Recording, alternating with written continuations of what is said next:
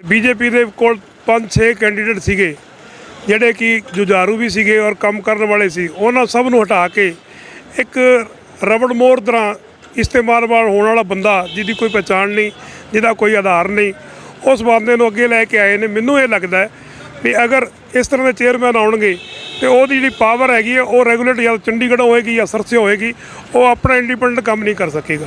ਜੇ ਗੱਲ ਕਰੀਏ ਅੱਜ ਚੇਅਰਮੈਨ ਐਮਸੀ ਆ ਲੱਖਾਂ ਰੁਪਏ ਲਾ ਰਹੇ ਐਡ ਦੇ ਉੱਤੇ, ਕੀ ਉਹ ਜਿੱਤਣ ਤੋਂ ਬਾਅਦ ਵਿਕਾਸ ਕਰ ਦੇਣਗੇ? ਕੋ ਆਦ ਖਾਨਾ ਪੂਰੀ ਕਰਨਗੇ ਜਿਹੜੇ ਪੈਸੇ ਉਹਨਾਂ ਨੇ ਖਾਦੇ? ਬਿਲਕੁਲ। ਸਾਡੇ ਨਾਲ ਜਗਤਾਰ ਸਿੰਘ ਜੀ ਰੰਧਾਵਾ ਐਡਵੋਕੇਟ ਆ, ਆਪਾਂ ਇਹਨਾਂ ਨਾਲ ਗੱਲ ਕਰਾਂਗੇ ਵੀ ਜਿਹੜੀਆਂ ਵੋਟਾਂ ਪੈ ਰਹੀਆਂ ਚੇਅਰਮੈਨੀਆਂ ਤੇ ਐਮਸੀ ਦੀਆਂ, ਕੀ ਮਾਹੌਲ ਆ ਸ਼ਹਿਰ ਦਾ ਆਪਣੇ ਦਾ? ਸਰ ਐਮਸੀ ਤੇ ਚੇਅਰਮੈਨ ਦੀਆਂ ਵੋਟਾਂ ਪੈ ਰਹੀਆਂ, ਕਿਸ ਤਰ੍ਹਾਂ ਦਾ ਚੇਅਰਮੈਨ ਹੋਣਾ ਚਾਹੀਦਾ ਸ਼ਹਿਰ ਲਈ ਜਿਹੜਾ ਆਪਣਾ ਵਿਕਾਸ ਦਾ ਕੰਮ ਕਰ ਸਕੇ? ਹਾਂ, ਮੈਂ ਸਭ ਤੋਂ ਪਹਿਲਾਂ ਤੁਹਾਡੇ ਮੀਡੀਆ ਦਾ ਧੰਨਵਾਦ ਕਰਾਂਗਾ ਕਿ ਤੁਸੀਂ ਇਸ ਇਸ਼ੂ 'ਤੇ ਮੈਨੂੰ ਬੋਲਣ ਦਾ ਮੌਕਾ ਦਿੱਤਾ। ਦੂਸਰੀ ਗੱਲ ਇਹ ਆ ਵੀ ਬਹੁਤ ਸਾਡੇ ਚੇਅਰਮੈਨ ਆਏ ਔਰ ਬਹੁਤ ਚੇਅਰਮੈਨ ਗਏ। ਹੁਣ ਵੀ ਜਿਹੜੇ ਚੇਅਰਮੈਨ ਨੁਮਾਇੰਦੇ ਨੇ ਉਹਨਾਂ ਦੇ ਵਿੱਚ ਮੈਂ ਅਗਰ ਗੱਲ ਕਰਾਂ ਤੇ ਅਗਰ ਸਭ ਤੋਂ ਪਹਿਲਾਂ ਮੈਂ ਬੀਜੇਪੀ ਦੀ ਗੱਲ ਕਰਾਂ ਤੇ ਬੀਜੇਪੀ ਦੇ ਕੋਲ 5-6 ਕੈਂਡੀਡੇਟ ਸੀਗੇ ਜਿਹੜੇ ਕਿ ਜੁਝਾਰੂ ਵੀ ਸੀਗੇ ਔਰ ਕੰਮ ਕਰਨ ਵਾਲੇ ਸੀ। ਉਹਨਾਂ ਸਭ ਨੂੰ ਹਟਾ ਕੇ ਇੱਕ ਰਬੜ ਮੋਹਰ ਤਰ੍ਹਾਂ ਇਸਤੇਮਾਲ ਹੋਣ ਵਾਲਾ ਬੰਦਾ ਜਿਹਦੀ ਕੋਈ ਪਛਾਣ ਨਹੀਂ, ਜਿਹਦਾ ਕੋਈ ਆਧਾਰ ਨਹੀਂ, ਉਸ ਬੰਦੇ ਨੂੰ ਅੱਗੇ ਲੈ ਕੇ ਆਏ ਨੇ। ਮੈਨੂੰ ਇਹ ਲੱਗਦਾ ਵੀ ਅਗਰ ਇਸ ਤਰ੍ਹਾਂ ਦੇ ਚੇਅਰਮੈਨ ਆਉਣਗੇ ਤੇ ਉਹਦੀ ਜਿਹੜੀ ਪਾਵਰ ਹੈਗੀ ਹੈ ਉਹ ਰੈਗੂਲੇਟ ਜਾਂ ਚੰਡੀਗੜ੍ਹ ਹੋਏਗੀ ਜਾਂ ਸਰਸੇ ਹੋਏਗੀ, ਉਹ ਆਪਣਾ ਇੰਡੀਪੈਂਡੈਂਟ ਕੰਮ ਨਹੀਂ ਕਰ ਸਕੇਗਾ। ਔਰ ਮੇਰੀ ਤਾਂ ਗੁਜ਼ਾਰਿਸ਼ ਆ ਸਾਡੇ ਜਿਹੜੇ ਵੋਟਰ ਨੇ ਉਹਨਾਂ ਨੂੰ ਇਸ ਚੀਜ਼ ਦਾ ਅਹਿਸਾਸ ਹੋਣਾ ਚਾਹੀਦਾ, ਇਸ ਗੱਲ ਦਾ ਉਹਨਾਂ ਨੂੰ ਪਤਾ ਹੋਣਾ ਚਾਹੀਦਾ ਹੈ ਕਿ ਅਗਰ ਅਸੀਂ ਆਪਣੇ ਸ਼ਹਿਰ ਦਾ ਵਿਕਾਸ ਕਰਾਉਣਾ ਹੈ ਤੇ ਸਾਨੂੰ ਇੱਕ ਖੁਦ ਮੁਖਤਾਰ, ਇੱਕ ਪੜ੍ਹਿਆ ਲਿਖਿਆ, ਇੱਕ ਜ਼ਿੰਮੇਵਾਰ ਆਦਮੀ, ਇਸ ਤਰ੍ਹਾਂ ਦਾ ਬੰਦਾ ਜਿਹੜਾ ਕਿ ਸਾਰੇ ਕੰਮ ਜਿਹੜੇ ਨੇ ਉਹ ਇਸ ਗੱਲ ਨੂੰ ਸਮਝਦਾ ਹੋਵੇ ਵੀ ਸਾਡੇ ਸ਼ਹਿਰ ਦੀ ਪਾਣੀ ਦੀ ਵਿਵਸਥਾ, ਸਫਾਈ ਦੀ ਵਿਵਸਥਾ, ਸੀਵਰ ਦੀ ਵਿਵਸਥਾ, ਇਸ ਤੋਂ ਇਲਾਵਾ ਜਿਹੜੇ ਸਾਡੇ ਜਦੋਂ ਮੀਂਹ ਪੈਂਦਾ, ਹੁਣ ਸੀਜ਼ਨ ਆਉਣ ਵਾਲਾ ਮੀਂਹ ਦਾ, ਔਰ ਛੱਪੜ ਲੱਗੇ ਰਹਿੰਦਾ ਸੜਕਾਂ 'ਤੇ, ਲੋਕ ਜਿਹੜੇ ਨੇ ਉਹ ਆਪਣੀਆਂ ਗੱਡੀਆਂ, ਆਪਣੇ ਜਿਹੜੇ ਵਹੀਕਲ ਨੇ ਉਹ ਬਾਈਪਾਸ ਦੀ ਤੋਂ ਨਿਕਾਲ ਕੇ ਜਿਹੜਾ ਨਾ ਉਹ ਲੈ ਕੇ ਆਉਂਦੇ ਨੇ ਤੇ ਬਹੁਤ ਜ਼ਿਆਦਾ ਦਿੱਕਤਾਂ ਨੇ। ਬਹੁਤ ਜ਼ਿਆਦਾ ਪਤਾ ਹਰ ਆਦਮੀ ਨੂੰ, ਹਰ ਵੋਟਰ ਨੂੰ। ਅਗਰ ਇਹ ਹੁਣ ਮੌਕਾ 19 ਤਾਰੀਖ ਦੇ ਵਿੱਚ, ਅਗਰ 19 ਤਾਰੀਖ ਦੇ ਵਿੱਚ ਲੋਕਾਂ ਨੇ ਇਸ ਗੱਲ ਨੂੰ ਨਹੀਂ ਸਮਝਿਆ ਤੇ ਇਹਨਾਂ ਨੂੰ ਬਹੁਤ ਜੋ ਹੈ ਇਹ ਲੇਟ ਹੋ ਜਾਣਗੇ। ਮੇਰਾ ਇਹ ਆਪਣਾ ਪਰਸਨਲ ਮੰਨਣਾ ਹੈਗਾ ਵੀ ਅਗਰ ਕੋਈ ਪਾਰਟੀ, ਅਗਰ ਕੋਈ ਹੋਰ ਚੀਜ਼ ਹੈਗੀ ਹੈ ਤਾਂ ਉਹ ਇੱਕ ਅਲੱਗ ਚੀਜ਼ ਹੈਗੀ ਹੈ। ਸਾਡਾ ਜਿਹੜਾ ਇਹ ਇਲੈਕਸ਼ਨ ਹੈਗਾ, ਇਹ ਸਾਡਾ ਇੱਕ ਸਮਝਦਾਰ, ਸਾਡਾ ਇੱਕ ਪੜ੍ਹਿਆ ਲਿਖਿਆ, ਸਾਡਾ ਇੱਕ ਨੌਜਵਾਨ ਅਗਰ ਚੇਅਰਮੈਨ ਹੁੰਦਾ ਹੈ ਔਰ ਉਹ ਸਾਡੇ ਸ਼ਹਿਰ ਦੇ ਵਿੱਚ ਰਹਿ ਕੇ ਸਾਡੀ ਜਿਹੜੀਆਂ ਸਮੱਸਿਆਵਾਂ ਨੇ ਉਹਨਾਂ ਨੂੰ ਸੋਲਵ ਕਰਨ ਵਾਸਤੇ ਆਪਣੇ ਜੀਅ ਨਾਲ ਕੰਮ ਕਰਦਾ ਹੈ ਤੇ ਸਾਡਾ ਉਸ ਚੇਅਰਮੈਨ ਦੇ ਨਾਲ ਹੀ ਜੋ ਹੈ ਸਾਡੇ ਸ਼ਹਿਰ ਦਾ ਵਿਕਾਸ ਹੈ, ਸਾਡਾ ਵਿਕਾਸ ਹੈ। ਔਰ ਉਹੀ ਐਸਾ ਸਾਡਾ ਜਿਹੜਾ ਕੈਂਡੀਡੇਟ ਸਾਨੂੰ ਉਹ ਚਾਹੀਦਾ ਹੈ। ਬਾਕੀ ਕੈਂਡੀਡੇਟ ਤਾਂ ਬਹੁਤ ਖੜੇ ਨੇ, ਹੋਰ ਪਾਰਟੀਆਂ ਦੇ ਵੀ ਖੜੇ ਨੇ, ਕਾਂਗਰਸ ਦਾ ਹੈਗਾ, ਇਨੈਲੋ ਦਾ ਹੈਗਾ, ਆਪ ਦਾ ਹੈਗਾ, ਹੋਰ ਵੀ ਕੈਂਡੀਡੇਟ ਇੰਡੀਪੈਂਡੈਂਟ ਵੀ ਖੜੇ ਨੇ। ਲੇਕਿਨ ਸਾਡੇ ਕੋਲ ਹੁਣ ਇੱਕ ਮੌਕਾ ਹੈਗਾ, ਅਸੀਂ ਉਹਨਾਂ 'ਚੋਂ ਚੂਜ਼ ਕਿਹੜਾ ਕਰਨਾ ਹੈ, ਸਾਨੂੰ ਕੌਣ ਚੰਗਾ ਲੱਗਦਾ ਹੈ। ਮਤਾਧਿਕਾਰ ਦਾ ਮਤਲਬ ਹੀ ਇਹ ਹੁੰਦਾ ਹੈ ਵੀ ਤੁਸੀਂ ਆਪਣੇ ਵਿਵੇਕ ਤੋਂ ਇਸ ਗੱਲ ਦਾ ਆਦੇਸ਼ ਲਓ ਵੀ ਤੁਸੀਂ ਕੀ ਚਾਹੁੰਦੇ ਹੋ। ਅਗਰ ਅਸੀਂ ਸ਼ਰਾਬ ਦੇ ਅਸੀਂ ਪੈਸੇ ਦੇ ਲਾਲਚ ਦੇ ਵਿੱਚ ਅਸੀਂ ਵੋਟ ਦੇ ਦਿਆਂਗੇ ਤੇ ਫਿਰ ਉਹ ਪਹਿਲੇ ਵਾਲੀਆਂ ਗੱਲਾਂ ਹੋਣਗੀਆਂ। ਜੇ ਤੁਸੀਂ ਪਹਿਲਾਂ ਬਾਈ ਇਲੈਕਸ਼ਨ ਦੇਖਿਆ, ਉਹਦੇ ਵਿੱਚ ਸਾਮ ਦਾਮ ਦੰਡ ਭੇਦ ਦੀ ਨੀਤੀ ਔਰ ਪੈਸਾ ਔਰ ਸ਼ਰਾਬ ਹਰ ਚੀਜ਼ ਚੱਲੀ। ਅਗਰ ਇਸ ਤਰ੍ਹਾਂ ਦਾ ਹੁਣ ਵੀ ਅਗਰ ਦੌਰ 2-3-4 ਦਿਨਾਂ ਦੇ ਵਿੱਚ ਅਗਰ ਹੁੰਦਾ ਹੈ ਤੇ ਸਾਡੇ ਇਲਾਹਾਬਾਦ ਦਾ ਦੁਰਭਾਗਿਆ ਹੈ। ਅਸੀਂ ਮੰਨ ਲਈਏ ਵੀ ਸਾਡੇ ਸ਼ਹਿਰ ਦਾ ਅਸੀਂ ਆਪ ਹੀ ਵਿਕਾਸ ਕਰਨ ਦੇ ਵਿੱਚ ਕੋਈ ਚਾਹਵਾਨ ਨਹੀਂ। ਔਰ ਅਗਰ ਕੋਈ ਨੁਮਾਇੰਦਾ ਇਸ ਤਰ੍ਹਾਂ ਦਾ ਆਏਗਾ ਤਾਂ ਉਹ ਸਾਨੂੰ ਖਰੀਦ ਕੇ ਔਰ ਸਾਡੀਆਂ ਵੋਟਾਂ ਜਿਹੜੀਆਂ ਉਹ ਪੈਸੇ ਦੇ ਨਾਲ ਲੈ ਕੇ, ਉਹ ਬੜੀ ਸਿੱਧੀ ਜੀ ਗੱਲ ਹੈਗੀ ਹੈ ਵੀ ਉਹ ਪੈਸੇ ਲੈ ਕੇ ਜਿੱਤਿਆ ਹੋਏਗਾ, ਸਾਡੇ ਪ੍ਰਤੀ ਉਹਦੀ ਕੀ ਜ਼ਿੰਮੇਵਾਰੀ ਹੈ ਔਰ ਅਸੀਂ ਵੀ ਜਾ ਕੇ ਉਹਦੇ ਕੋਲ ਕਿਵੇਂ ਪੈਸੇ ਮੰਗ ਸਕਦੇ ਹਾਂ ਵੀ ਸਾਡਾ ਕੰਮ ਕਰ। ਤਾਂ ਮੇਰੀ ਇਹ ਗੁਜ਼ਾਰਿਸ਼ ਹੈ ਸਾਰੇ ਵੋਟਰਸ ਨੂੰ, ਜਿੰਨੇ ਵੀ ਸਾਡੇ ਪਾਰਸ਼ਦ ਬਣਨਗੇ, ਜਿੰਨਾ ਸਾਡੇ ਚੇਅਰਮੈਨ ਦੀ ਚੁਣਾਵ ਦੇ ਵਿੱਚ ਜਿਹਨੇ ਖੜੇ ਨੇ, ਉਹਨਾਂ 'ਚੋਂ ਅਸੀਂ ਇਸ ਚੀਜ਼ ਨੂੰ ਮੱਦੇਨਜ਼ਰ ਰੱਖ ਕੇ, ਧਿਆਨ ਰੱਖ ਕੇ ਇਸ ਗੱਲ ਨੂੰ ਅਹਿਮੀਅਤ ਦਈਏ ਵੀ ਇਹ ਜਿਹੜਾ ਸਾਡਾ ਚੁਣਾਵ ਹੈ ਇਹ ਸਾਡੇ ਸ਼ਹਿਰ ਦਾ, ਸਾਡੇ ਇਲਾਹਾਬਾਦ ਦਾ ਇੱਕ ਛੋਟਾ ਜਿਹਾ ਜਿਹਨੂੰ ਵਿਧਾਨ ਸਭਾ ਜਾਂ ਸੰਸਦ ਕਹਿ ਸਕਦੇ ਹਾਂ ਉਹ ਬਣਨੀ ਹੈ। ਉਹਦਾ ਸਾਡਾ ਪ੍ਰਧਾਨ ਬਣਨਾ ਹੈ, ਉਹਦਾ ਸਾਡੇ ਜਿਹੜੇ ਮੰਤਰੀ ਬਣਨੇ ਨੇ, ਉਹਦੇ ਸਾਡੇ MLA ਮੰਨ ਲਓ ਜਾਂ ਪਾਰਸ਼ਦ ਮੰਨ ਲਓ ਉਹ ਬਣਨੇ ਨੇ। ਅਗਰ ਉਹ ਹੀ ਕੰਪੀਟੈਂਟ ਨਹੀਂ ਹੋਣਗੇ, ਅਗਰ ਉਹ ਕੰਪੀਟੈਂਟ ਹੋਣਗੇ ਤਾਂ ਕੁਝ ਕਰਨਗੇ, ਅਗਰ ਕੰਪੀਟੈਂਟ ਨਹੀਂ ਹੋਣਗੇ ਤਾਂ ਜਿਵੇਂ ਪਹਿਲਾਂ ਚੱਲਦਾ ਆਇਆ ਬਹੁਤ ਸਾਲਾਂ ਤੋਂ ਐਵੇਂ ਚੱਲਦਾ ਰਹੇਗਾ। ਤਾਂ ਮੇਰੀ ਗੁਜ਼ਾਰਿਸ਼ ਤਾਂ ਇਹੀ ਹੈ, ਇਲਾਹਾਬਾਦ ਕੋਲ ਇੱਕ ਮੌਕਾ ਹੈਗਾ, ਉਹਨਾਂ ਨੂੰ ਇਹ ਜਿਹੜੀਆਂ ਸਰਕਾਰਾਂ ਨੇ ਇਹ ਆਉਣੀ ਜਾਣੀ ਹੈਗੀਆਂ ਨੇ। ਮੈਂ ਤੁਹਾਨੂੰ ਇੱਕ ਛੋਟੀ ਜਿਹੀ ਗੱਲ ਹੋਰ ਵੀ ਸ਼ੇਅਰ ਕਰਾਂਗਾ, ਉਹ ਬਹੁਤ ਜ਼ਰੂਰੀ ਹੈ। ਅੱਜ ਸਾਡੀ ਕੇਂਦਰ ਦੀ ਸਰਕਾਰ ਨੇ ਇੱਕ ਨਵਾਂ ਸੋਚਾ, ਇੱਕ ਨਵਾਂ ਕਾਨੂੰਨ ਲਿਆਉਣ ਦੀ ਗੱਲ ਕੀਤੀ ਹੈ, ਜਿਹਦੇ ਕਰਕੇ ਅੱਜ ਸ਼ਹਿਰ ਪਲਵਲ ਦੇ ਵਿੱਚ, ਹੋਰ ਵੀ ਸ਼ਹਿਰਾਂ ਦੇ ਵਿੱਚ ਅੱਗਜਨੀ ਹੋਈ ਹੈ। ਲੋਕਾਂ ਨੇ ਕਾਰਾਂ ਫੂਕੀਆਂ ਨੇ, ਲੋਕਾਂ ਨੇ ਗੱਡੀਆਂ ਫੂਕੀਆਂ ਨੇ, ਡੀਸੀ ਦੇ ਜਿਹੜੇ ਆਵਾਸ ਨੇ ਉਹਨਾਂ ਦੇ ਘਿਰਾਵ ਕੀਤੇ ਨੇ। ਔਰ ਇਸ ਤੋਂ ਇਲਾਵਾ ਹੀ ਬਿਹਾਰ ਦੇ ਵਿੱਚ, ਯੂਪੀ 'ਚ ਜਾਂ ਪੂਰੇ ਹਿੰਦੁਸਤਾਨ ਦੇ ਵਿੱਚ ਇਹ ਜਿਹੜੀ ਇਸ ਤਰ੍ਹਾਂ ਦੀ ਅੱਗ ਲੱਗਣ ਜਾ ਰਹੀ ਹੈ। ਪਹਿਲਾਂ ਤਾਂ ਕਿਸਾਨਾਂ ਦਾ ਅੰਦੋਲਨ ਸੀ, ਉਹ ਸੀ ਗਾਂਧੀਵਾਦੀ ਅੰਦੋਲਨ।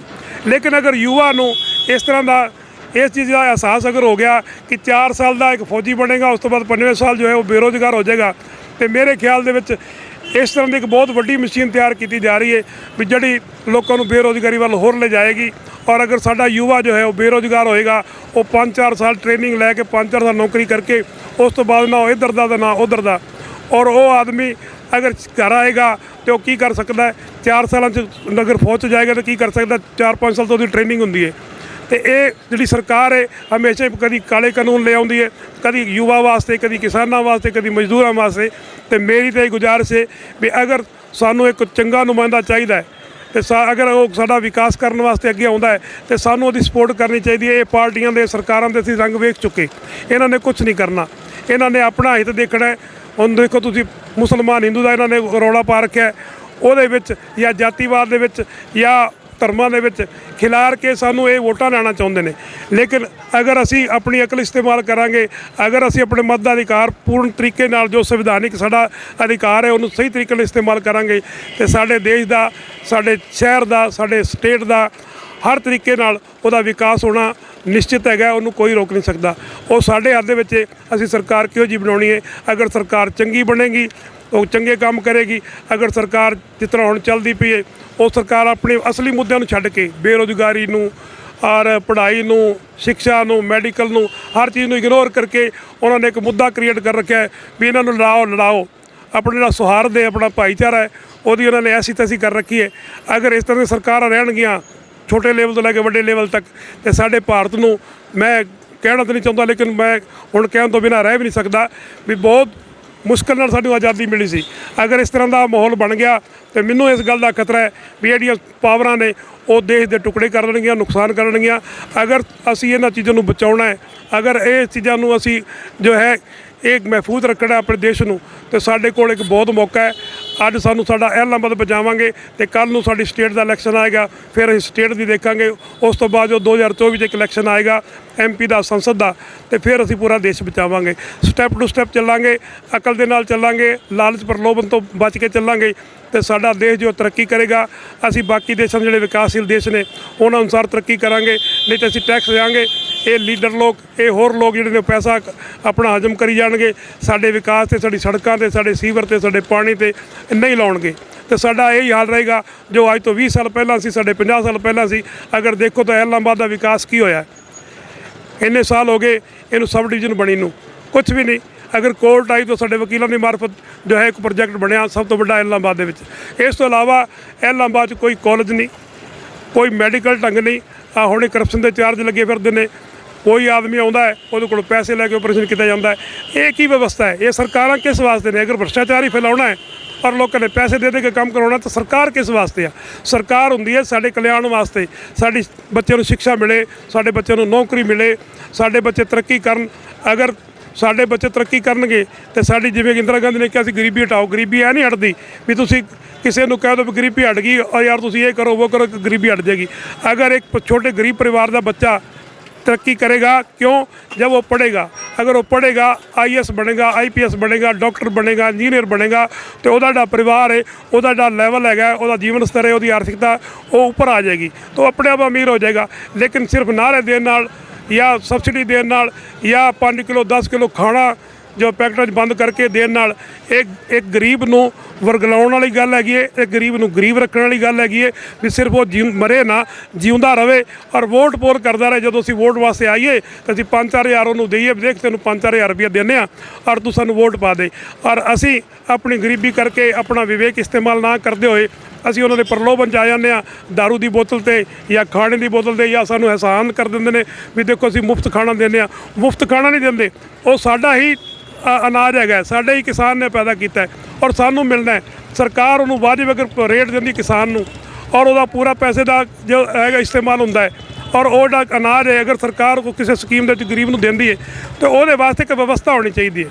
ਉਹਦੇ ਵਿੱਚ ਵੀ ਇਹ ਵਿਵਸਥਾ ਹੈ ਜੋ ਅਮੀਰ ਲੋਕ ਨੇ ਕੋਠੀਆਂ ਵਾਲੇ ਨੇ ਉਹ ਪੀਲੇ ਕਾਰਡ ਬਣਾਈ ਬੈਠੇ ਨੇ ਔਰ ਹੋਰ ਚੀਜ਼ਾਂ ਜਿਹੜੀਆਂ ਨੇ ਉਹਨਾਂ ਦਾ ਬੈਨੀਫਿਟ ਲੈ ਰਿਹਾ। ਜਿਹੜਾ ਗਰੀਬ ਹੈਗਾ ਉਹ ਉਸ ਵਾਂਝਾ ਰਹਿ ਰਿਹਾ। ਕभी ਕੋਈ ਕਾਰਡ ਬਣਾ ਲਓ, ਕभी ਕੋਈ ਕਾਰਡ ਬਣਾ ਲਓ।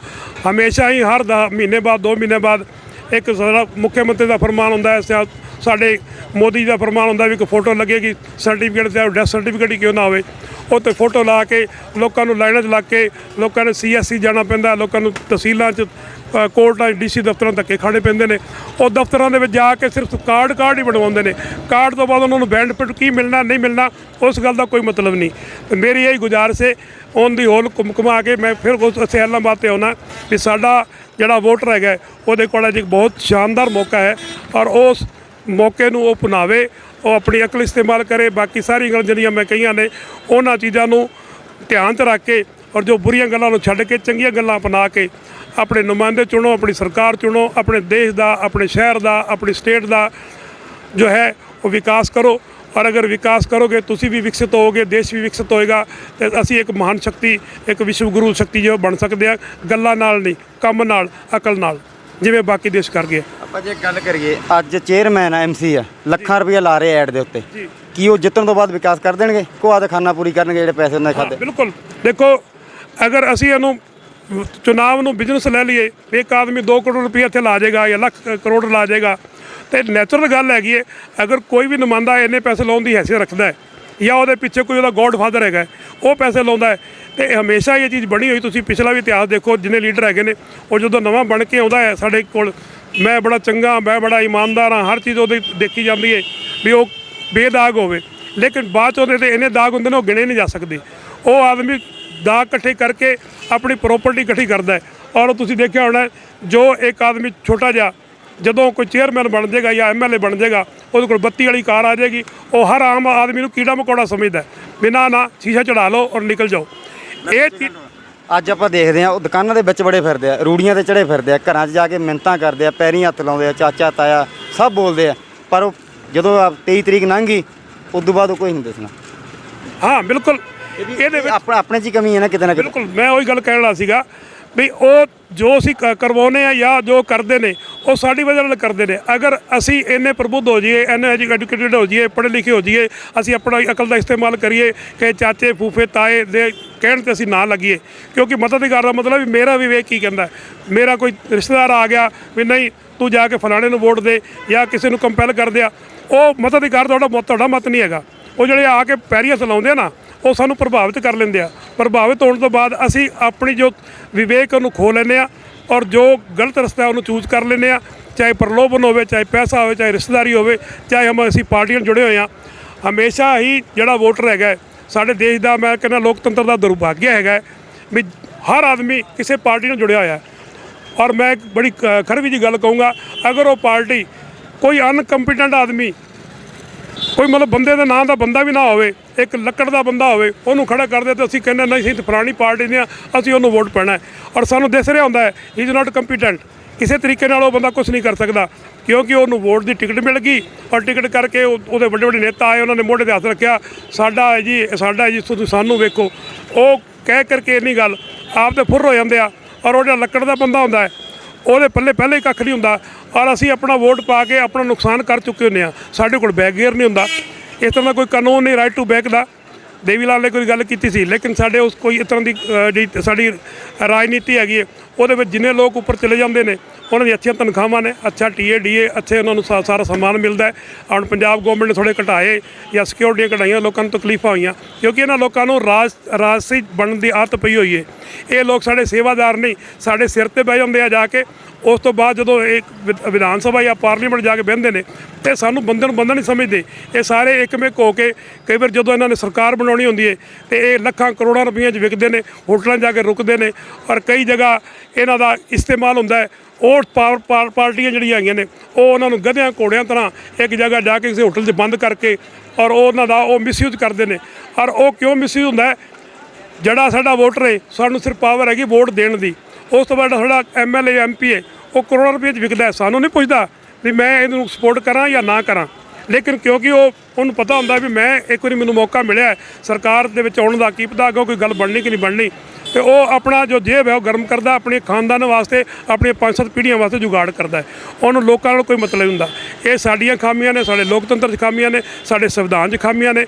ਅਗਰ ਸਾਡਾ ਰਾਜ ਸਾਡੇ ਦੁਆਰਾ ਤਿਆਰ ਕੀਤਾ ਜਾਂਦਾ ਹੈ ਤੇ ਸਭ ਤੋਂ ਪਹਿਲਾਂ ਅਸੀਂ ਜਿਹੜੇ ਵੋਟਰ ਹੈਗੇ ਆ ਉਹ ਜ਼ਿੰਮੇਵਾਰ ਹਾਂ। ਸਾਨੂੰ ਇਸ ਗੱਲ ਦਾ ਜੋ ਹੈ ਸਾਨੂੰ ਅਕਲ ਹੋਣੀ ਚਾਹੀਦੀ ਹੈ, ਸਾਨੂੰ ਪਤਾ ਹੋਣਾ ਚਾਹੀਦਾ ਹੈ ਵੀ ਅਸੀਂ ਕੀ ਗਲਤ ਕਰਨ ਜਾ ਰਹੇ ਹਾਂ। ਲੇਕਿਨ ਜਿਵੇਂ ਪਹਿਲਾਂ ਮੈਂ ਕਹਿ ਚੁੱਕਿਆ ਵੀ ਵਾਰ-ਵਾਰ ਰਿਪੀਟ ਕਰਨ ਦੀ ਗੱਲ ਨਹੀਂ ਹੁੰਦੀ, ਸਾਨੂੰ ਹੀ ਪਹਿਲ ਕਰਨੀ ਪਏਗੀ।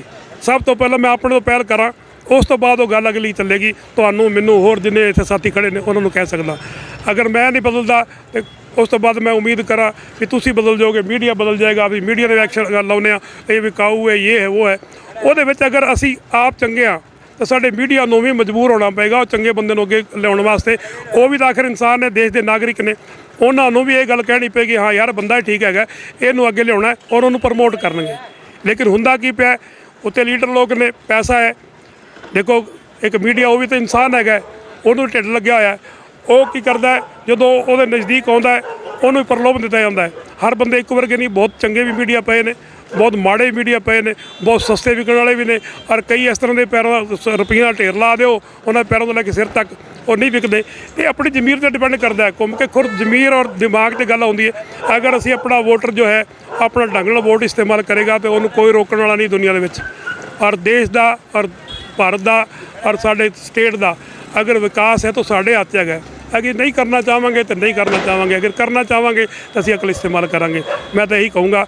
ਔਰ ਮੀਡੀਆ ਵੀ ਇਹਨਾਂ ਗੱਲਾਂ ਦਾ ਸਾਡਾ ਸਹਿਯੋਗ ਕਰੇ ਔਰ ਇਹਨਾਂ ਚੀਜ਼ਾਂ ਨੂੰ ਉੱਪਰ ਤੱਕ ਲੈ ਕੇ ਜਾਏ, ਤਾਂ ਕਿ ਜਿਹੜਾ ਵੋਟਰ ਹੈ ਉਹਨੂੰ ਇਸ ਗੱਲ ਦੀ ਅਕਲ ਹੋਵੇ ਵੀ ਸਾਡਾ ਜਿਹੜਾ ਅੱਗੇ ਪਨੀਰੀ ਆਉਣੀ ਹੈ, ਸਾਡਾ ਜਿਹੜਾ ਯੁਵਾ ਹੈ, ਸਾਡਾ ਜਿਹੜਾ ਗਰੀਬ ਕਮੇਰਾ ਮਜ਼ਦੂਰ ਹੈਗਾ, ਅਸੀਂ ਪੈਟਰੋਲ ਦੇ 35 ਰੁਪਏ ਵਾਲਾ ਪੈਟਰੋਲ 100 ਰੁਪਏ 'ਚ ਲੈਂਦੇ ਹਾਂ, ਜਾਂ ਜੋ GST ਦਿੰਦੇ ਆ ਜਾਂ ਹੋਰ ਟੈਕਸ ਦਿੰਦੇ ਆ, ਇਹ ਸਾਡਾ ਸਹੀ ਇਸਤੇਮਾਲ ਹੋ ਰਿਹਾ, ਸਾਨੂੰ ਕੁਝ ਮਿਲ ਰਿਹਾ। ਅਗਰ ਬਾਹਰਲੇ ਕੰਟਰੀਆਂ ਦੇ ਵਿੱਚ, ਇੱਕ ਕੰਟਰੀ ਦੀ ਮੈਂ ਗੱਲ ਕਰਾਂਗਾ, ਮੈਂ ਪਹਿਲਾਂ ਵੀ ਗੱਲ ਕਰਦਾ ਹੁੰਦਾ, ਸਵੀਡਨ ਦੇਸ਼ 'ਚ ਹੈਗਾ, ਉਹਦੇ ਵਿੱਚ ਟੈਕਸ ਜੋ ਹੈ ਉਹ ਇਨਕਮ 'ਤੇ 33% ਕਟਿੰਦਾ ਹੈ। ਉਸ ਕਟੀਨ ਦੇ ਨਾਲ ਪਹਿਲਾਂ ਆਪਾਂ ਨੂੰ ਹੈਰਾਨੀ ਹੁੰਦੀ ਵੀ 33%, ਫਿਰ ਉਹਨੂੰ ਬਚਿਆ ਕੀ? ਬਚਦਾ ਇਹ ਆ ਵੀ ਉਹ ਜਿਹੜਾ ਟੈਕਸ ਹੈਗਾ ਉਹ ਪਬਲਿਕ ਵੈਲਫੇਅਰ ਵਾਸਤੇ ਲੱਗਦਾ। ਸਭ ਤੋਂ ਵੱਡੇ 2 ਕੰਮ ਨੇ, ਇੱਕ ਸਿੱਖਿਆ, ਇੱਕ ਮੈਡੀਕਲ। ਸਿੱਖਿਆ ਵਾਸਤੇ ਉਸ ਦੇਸ਼ ਦਾ ਜੋ ਵੀ ਬੱਚਾ ਹੈ ਉਹ ਆਪਣੀ ਨੌਕਰੀ ਤੱਕ ਉਹਨੂੰ ਇੱਕ ਪੈਸਾ ਵੀ ਐਜੂਕੇਸ਼ਨ ਦਾ ਨਹੀਂ ਦੇਣਾ ਪਏਗਾ, ਨਾ ਉਹਨੂੰ ਪੈਨਸ਼ਨ ਲੈਣੀ ਪਏਗੀ, ਨਾ ਕਾਪੀ ਲੈਣੀ ਪਏਗੀ, ਨਾ ਕਿਤਾਬ ਲੈਣੀ ਪੜੇਗੀ। ਇਹ ਸਾਰੀ ਡਿਊਟੀ ਗਵਰਨਮੈਂਟ ਦੀ ਹੈ। ਇਸ ਤੋਂ ਇਲਾਵਾ ਆ ਜਾਓ ਮੈਡੀਕਲ ਦੀ, ਕੋਈ ਬਿਮਾਰ ਸ਼ਮਾਰ ਹੋ ਜਾਂਦਾ ਹੈ ਤੇ ਸਾਡੇ ਜਿਹੜੇ ਗੋਲੀਆਂ ਦੇ ਪੱਤੇ ਜਾਂ ਟੀਕੇ ਨਾ, ਇਹਨਾਂ ਦਾ ਤੁਸੀਂ ਪਤਾ ਦੇਖਿਆ ਚੁੱਕ ਕੇ ਉਹਦੇ ਕਈ ਗੁਣਾ ਰੇਟ, ਔਰ ਉਸ ਦੇ ਉੱਪਰ ਫਿਰ ਟੈਕਸ। ਅਗਰ ਕੋਈ ਆਦਮੀ ਬਿਮਾਰ ਹੁੰਦਾ ਹੈ, ਉਹਨੂੰ ਬੁਖਾਰ ਹੁੰਦਾ, ਉਹਨੂੰ ਕੈਂਸਰ ਹੁੰਦੀ ਹੈ, ਤਾਂ ਸਰਕਾਰ ਉਹਦੇ ਕੋਲ ਟੈਕਸ ਲੈਂਦੀ ਹੈ। ਦੇਖੋ ਕਿੰਨਾ ਦੁਰਭਾਗਿਆ ਸਾਡੇ ਦੇਸ਼ ਦਾ ਵੀ ਸਾਡਾ ਮਰੀਜ਼ ਜੇ ਉਹ ਮਰਨ ਨੂੰ ਤਿਆਰ ਬੈਠਾ ਹੈ ਔਰ ਉਹ 'ਤੇ ਟੈਕਸ ਲੱਗਦਾ ਪਿਆ। ਉਹ ਟੈਕਸ ਜਿਹੜਾ ਸਰਕਾਰ ਖਾਂਦੀ ਪਈ, ਕਿਉਂ? ਪਹਿਲਾਂ ਅਸੀਂ ਜਿਹੜੇ ਟੈਕਸ ਦਿੰਦੇ ਉਹਨਾਂ ਨਾਲ ਰੱਜ ਨਹੀਂ ਹੁੰਦਾ। ਕਿਉਂ? ਕਿਉਂਕਿ ਅਸੀਂ ਬੋਲਦੇ ਨਹੀਂ। ਅਗਰ ਅਸੀਂ ਬੋਲਾਂਗੇ, ਔਰ ਕਿਉਂਕਿ ਹਮੇਸ਼ਾ ਇੱਕ ਕਹਾਵਤ ਬਣੀ ਵੀ ਜਿਹੜਾ ਬੋਲਦਾ ਉਹਦਾ ਕੋਈ ਸਾਰਾ ਕੁਝ ਵਿਕਦਾ। ਅਸੀਂ ਬੋਲਾਂਗੇ ਤੇ ਉਹ ਜਿਹੜੇ ਦਵਾਈ ਦੇ ਰੇਟ ਨੇ ਜਾਂ ਹੋਰ ਚੀਜ਼ਾਂ ਨੇ, ਜਿਵੇਂ ਤੁਹਾਨੂੰ ਮੈਂ ਕਿਹਾ ਵੀ ਬਾਹਰ ਲੋਕਾਂ ਨੂੰ ਮੈਡੀਕਲ ਫਰੀ ਹੈਗਾ, ਅਗਰ ਦੋਵੇਂ ਚੀਜ਼ਾਂ ਸਾਨੂੰ ਮਿਲਾ ਕੇ 33% ਜਗ੍ਹਾ 35% ਸਾਡੇ ਕੋਲ ਟੈਕਸ ਲੈਣ ਸਰਕਾਰ, ਤੇ ਅਸੀਂ ਖੁਸ਼ ਹਾਂ। ਅਸੀਂ ਉਹ ਪੈਸੇ ਦਾ ਸਾਡਾ ਸਦਉਪਯੋਗ ਹੋਏਗਾ, ਅਸੀਂ ਉਹਦੇ ਨਾਲ ਅਸੀਂ ਤਰੱਕੀ ਕਰਾਂਗੇ। ਸਾਡਾ ਦੇਸ਼, ਸਾਡੇ ਬੱਚੇ, ਸਾਡੀ ਪਨੀਰੀ ਆਉਣ ਵਾਲੀ ਹਰ ਬੰਦਾ ਤਰੱਕੀ ਕਰੇਗਾ, ਸਾਡਾ ਦੇਸ਼ ਖੁਸ਼ਹਾਲ ਹੋਏਗਾ। ਲੇਕਿਨ ਸਾਡੇ ਕੋਲ ਟੈਕਸ ਲਿਆ ਜਾਂਦਾ ਇੱਕ 35 ਰੁਪਈਆਂ ਤੇ ਉੱਤੇ 70 ਰੁਪਏ ਹੋਰ ਲਾ ਕੇ 100 ਰੁਪਈਆ, ਔਰ 100 ਰੁਪਈਆ ਲੈ ਕੇ ਵੀ ਕੀ ਕਿ ਗਰੀਬ ਦੀ ਅਗਰ ਟੈਕਸੀ ਚੱਲਦੀ ਹੈ ਜਾਂ ਉਹਦਾ ਮੋਟਰਸਾਈਕਲ ਚੱਲਦਾ ਹੈ, ਉਹਨੂੰ ਕਦੀ ਉਹਨੂੰ ਪੁੱਛਿਆ ਵੀ ਇੱਕ ਅਮੀਰ ਜਿਹੜਾ ਉਹ ਵੀ ਪੈਟਰੋਲ ਉਸੇ ਰੇਟ ਭਰਾਉਂਦਾ, ਗਰੀਬ ਵੀ ਭਰਾਉਂਦਾ ਹੈ, ਤਾਂ ਗਰੀਬ ਨੂੰ ਕੀ ਸਹੂਲਤ ਹੈਗੀ ਹੈ? ਇਹ ਸਰਕਾਰ ਜਿਹੜੀ ਪਾਰਸ਼ੀਅਲਿਟੀ ਕਰਦੀ ਹੈ, ਜਿਹੜੀ ਇਹ ਭੇਦਭਾਵ ਹੈਗਾ ਗਰੀਬ ਅਮੀਰ ਦੇ ਹਿਸਾਬ ਨਾਲ, ਇਹਨਾਂ ਜਿਹੜੀਆਂ ਆਪਣੀਆਂ ਗੇਮਸ ਖੇਡ ਰੱਖੀਆਂ ਨੇ, ਇਹਨਾਂ ਨੂੰ ਰੋਕਣ ਵਾਸਤੇ ਸਾਡੇ ਕੋਲ ਇੱਕੋ ਹੀ ਰਾਮਬਾਣ ਹੈਗਾ। ਅਸੀਂ ਪੜ੍ਹੀਏ, ਅਸੀਂ ਸੋਚੀਏ, ਅਸੀਂ ਆਪਣੀ ਇੱਕ ਅਕਲ ਇਸਤੇਮਾਲ ਕਰੀਏ। ਸਾਡਾ ਜਿਹੜਾ ਮਤਾਧਿਕਾਰ ਹੈ, ਸਾਡਾ ਜਿਹੜਾ ਵਿਵੇਕ ਹੈ, ਉਹਨੂੰ ਅਸੀਂ ਯੂਜ਼ ਕਰੀਏ ਔਰ ਸਾਡੇ ਦੇਸ਼ ਦਾ, ਆਪਣਾ ਖੁਦ ਦਾ, ਸਭ ਦਾ, ਆਲੇ ਦੁਆਲੇ ਦਾ ਭਲਾ ਕਰਾਂਗੇ। ਇਹ ਗੱਲ ਦੀ ਮੈਂ ਉਮੀਦ ਕਰਦਾ। ਆਪ ਦਾ ਬਹੁਤ ਬਹੁਤ ਧੰਨਵਾਦ। ਇਹਦੀ ਸਾਡੇ ਨਾਲ ਜਗਤਾਰ ਸਿੰਘ ਜੀ ਰੰਧਾਵਾ ਐਡਵੋਕੇਟ। ਵੀਡੀਓ ਨੂੰ ਜ਼ਿਆਦਾ ਤੋਂ ਜ਼ਿਆਦਾ ਸ਼ੇਅਰ ਕਰਿਓ। ਕੱਲੀ ਗੱਲ ਹੈ ਜਿਹੜੀ ਧਿਆਨ ਨਾਲ ਸੁਣ ਕੇ ਵੀਡੀਓ ਨੂੰ ਸ਼ੇਅਰ ਕਰੋ, ਤਾਂ ਕਿ ਜਿਹੜੇ 19 ਤਰੀਕ ਆਉਣ ਵਾਲੀ ਆ ਆਪਾਂ ਇੱਕ ਸਹੀ ਨੁਮਾਇੰਦਾ ਚੁਣ ਸਕੀਏ। ਮੈਂ ਪ੍ਰਦੀਪ ਧੁੰਨਾ, ਮੇਰੇ ਨਾਲ ਕੈਮਰਾ ਸਹਿਯੋਗ ਸੋਨੂੰ। ਧੰਨਵਾਦ।